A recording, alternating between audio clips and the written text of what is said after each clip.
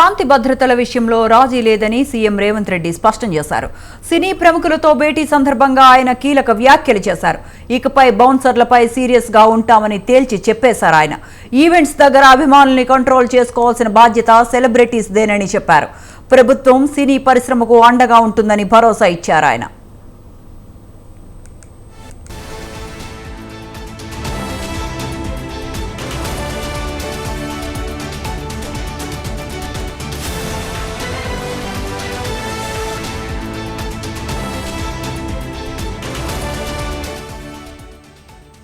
ఈ ఉదయం బంజారాహిల్స్ లోని పోలీస్ కమాండ్ కంట్రోల్ సెంటర్లో ఎఫ్డీసీ చైర్మన్ దిల్ రాజు ఆధ్వర్యంలో సుమారు 45 మంది సినీ ప్రముఖులు సీఎంతో సమావేశమయ్యారు.